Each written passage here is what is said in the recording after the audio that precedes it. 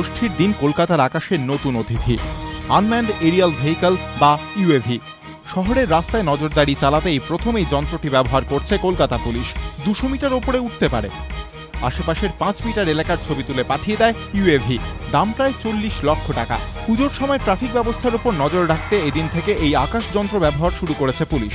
মধ্য কলকাতার আকাশে উঠে ছবি পাঠায় ইউএভি। কলেজ স্কোয়ার ও মোহাম্মদ আলী পার্কে কিরকম লাইন পড়েছে, কত মানুষ মণ্ডপে ঢুকছেন বেরোচ্ছেন, আশেপাশের রাস্তায় ট্রাফিকের কি অবস্থা, সব ছবি পাঠিয়ে দিচ্ছে আনম্যান্ড এরিয়াল ভেহিকল। আমরা এখন এই মুহূর্তে এটাকে যে ব্যবহার করছি, কলকাতার ট্রাফিক ব্যবস্থাটা কীরকম চলছে, ট্রাফিক সার্কুলেশন কীরকম হচ্ছে সেটা দেখার জন্য। তো আপনারা দেখলেন এইমাত্র যে সেন্ট্রাল অ্যাভিনিউর ট্রাফিকটা এখন নর্মাল চলছে, কলেজ স্ট্রিটের ট্রাফিকটা নর্মাল চলছে। এছাড়া বিভিন্ন প্যান্ডেলে কত লোক সমাগম হচ্ছে পুরোটাই আমরা এখন দেখতে পেলাম। শহরের বিভিন্ন জায়গায় এই আকাশ নজরদারি যন্ত্র ব্যবহার করার পরিকল্পনা রয়েছে কলকাতা পুলিশের। লালবাজার থেকে কেন্দ্রীয়ভাবে চালানো হবে নজরদারি। পুজো ছাড়াও বছরের অন্য সময়ে বিভিন্ন অনুষ্ঠান উপলক্ষেও ইউএভি ব্যবহার করা হবে।